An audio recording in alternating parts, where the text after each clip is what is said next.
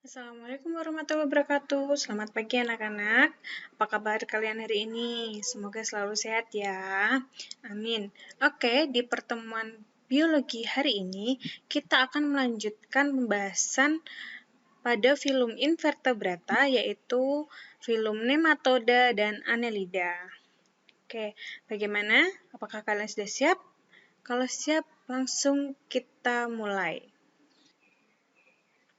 Oke, yang pertama yaitu nematoda atau cacing gilik.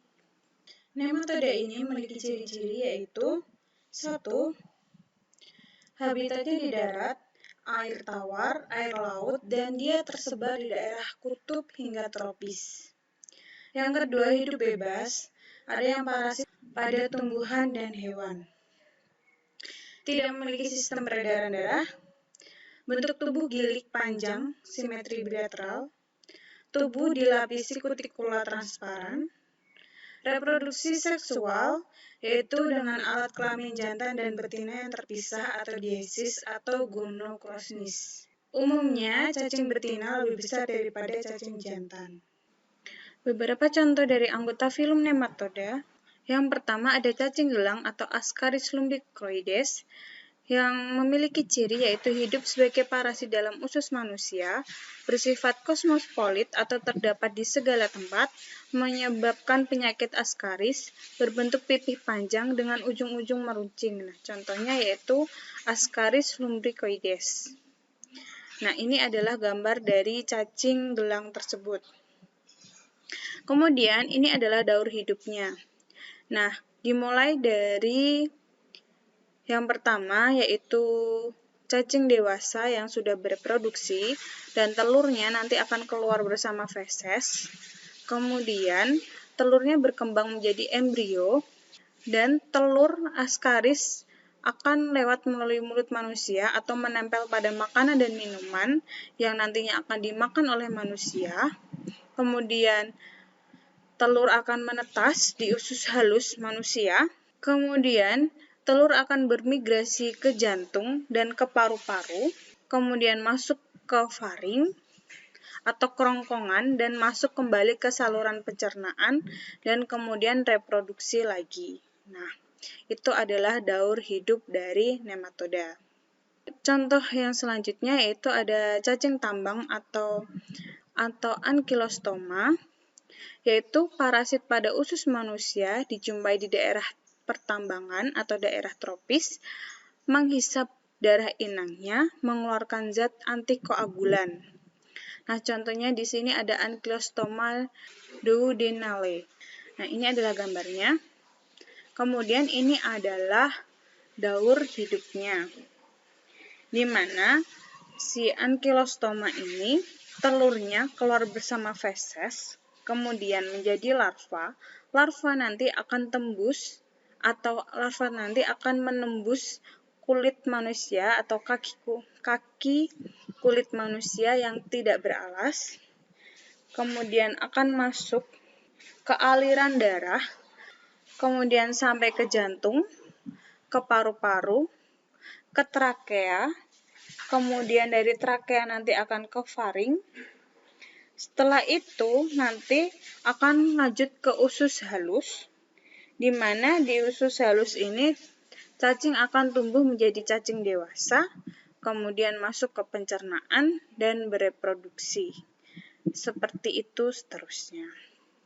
Oke, contoh yang ketiga di sini adalah cacing kremi, yang sering kita tahu yaitu hidupnya di usus besar. Saat bertelur, betina menuju anus untuk memperoleh oksigen. Ini kenapa pada saat bertelur ini anus manusia yang terinfeksi cacing akan merasakan gatal karena betina akan menuju ke anus untuk memperoleh oksigen. Nah, ini contohnya dari cacing kremi. Kemudian yang keempat ada cacing filaria, yang cirinya yaitu mempunyai inang perantara antropoda atau biasanya nyamuk, atau di sini nyamuknya biasanya nyamuk culex. Inangnya manusia, jadi inang perantaranya nyamuk, tapi inangnya itu manusia, di mana yang diserang adalah pembuluh getah bening menyebabkan penyakit kaki gajah. Pernah dengar ya kaki gajah?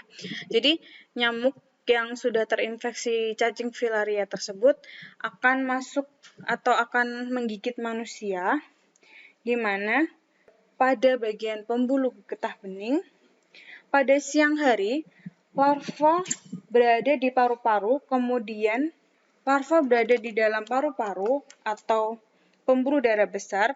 Kemudian pada malam hari, cacing akan berpindah ke pembuluh arteri atas dan vena di dekat kulit. Apabila cacing mati, cacing tersebut akan menyumbat pembuluh darah getah bening. Nah, itu yang akan menyebabkan kaki manusia menjadi bengkak atau seperti gajah. Itu ya. Kemudian selanjutnya di sini ada cacing otot, yaitu menyebabkan trikinosis pada manusia, babi, dan tikus. Nah, parasit tubuh manusia melalui daging babi, dan di dalam usus larva berkembang menjadi cacing muda, di otot cacing muda menjadi cacing dewasa. Nah, ini ya perantaranya itu daging babi yang nanti dikonsumsi oleh manusia, kemudian berkembang di dalam usus, dalam bentuk larva akan menjadi cacing muda nanti akan menuju ke otot, menjadi cacing dewasa. Yang terakhir ada heterodera, yaitu cacing yang hidup pada akar tanaman yang menyebabkan bengkak pada akar tanaman.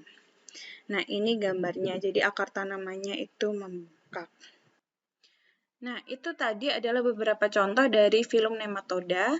Untuk sekarang kita akan lanjut ke filum selanjutnya.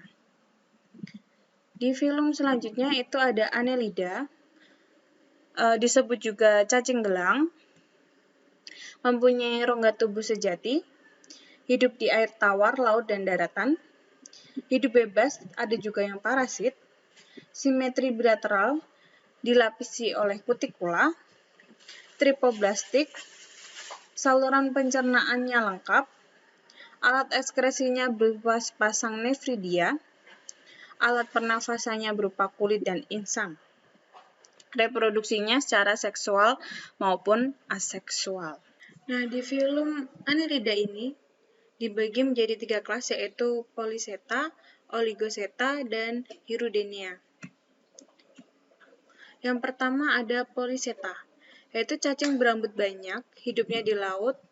Setiap ruas tubuhnya terdapat sepasang parapodia atau semacam kaki. Contohnya di sini ada cacing Palolo, Nereis, dan Arenicola. Nah, ini adalah contohnya. Kemudian yang kedua yaitu ada Oligochaeta, memiliki sedikit rambut di ruas tubuhnya, tidak terdapat parapodia di bagian ruas-ruas tubuhnya, pernafasan melalui permukaan tubuh secara difusi, membantu menggemburkan dan menyemburkan tanah. Contohnya di sini adalah cacing tanah. Yang ketiga yaitu ada Hirudinea, di mana cirinya tidak memiliki rambut, tubuhnya pipih, pada kedua ujungnya terdapat alat hisap, mempunyai zat antikoagulan. Nah, sini contohnya adalah lintah. Oke, sekian. Itu adalah pembahasan dari filum nematoda dan Annelida. Semoga bermanfaat, selamat belajar, tetap semangat, tetap jaga kesehatan. Setelah ini silakan mengerjakan kuis di Teams ya. Terima kasih. Assalamualaikum warahmatullahi wabarakatuh.